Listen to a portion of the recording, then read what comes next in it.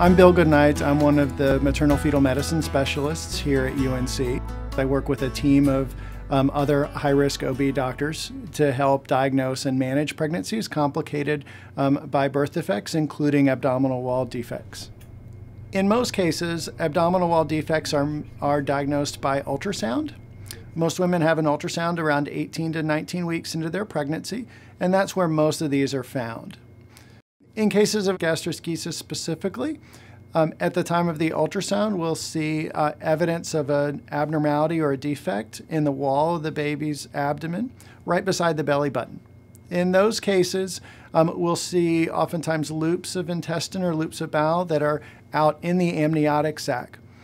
In omphalocele, they differ a little bit from gastroschisis in that the defect is covered by a membrane and occurs right at the level of where the umbilicus or belly button is on the baby. In these cases, the abdominal contents, such as the bowel or the liver, are encased in a membrane, and that's visible right at the level of the umbilical cord insertion into the baby. One of the first things we do is we look very closely at the baby for the presence of any other birth defects. If the abdominal wall defects are isolated, meaning there's no other abnormalities with the babies, then their prognosis is much better. Most cases of gastroschisis are isolated, meaning that there's not other abnormalities with the baby. In contrast, omphalocele carries a higher chance of there being other birth defects. One of the potential complications that babies can have with gastroschisis or omphalocele is that it can be associated with slower growth of those babies, or something called intrauterine growth restriction. So we follow the baby real closely with ultrasound to ensure appropriate growth and appropriate size of the baby. If there is delay or lag in baby's growth, then we would increase the frequency of our testing and monitoring of the baby, and sometimes opt for a slightly earlier delivery. I had to have a lot of non-stress tests. Pretty much every week I was having a non-stress test, and that was just to monitor his fetal movements and to make sure that he was actually moving okay in there. And he actually towards the end stopped, his fetal movements had slowed down, so that was a pretty big thing. And I actually had a contraction stress test. Whenever they realized that the non-stress tests were not working or not coming out as well as they wanted them to, they decided to give me a little bit of Pitocin to induce contractions and to see how he would react to that, if his heart rate decreased or increased, how he reacted to contractions.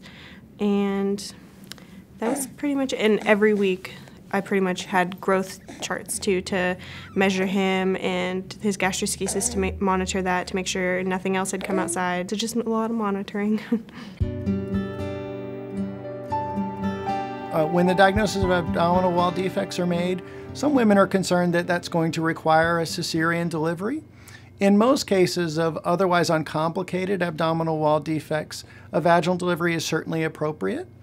There are some cases where other complications with the baby would warrant a cesarean delivery, and your obstetrician will help make those decisions as the pregnancy progresses. Women who plan to deliver at North Carolina Women's Hospital will have their care coordinated by a group at UNC called the Center for Maternal and Infant Health. The Center for Maternal and Infant Health is a great organization that incorporates a care coordinator, pediatricians, obstetricians, high-risk obstetricians, all involved in both the prenatal delivery and newborn care of the baby.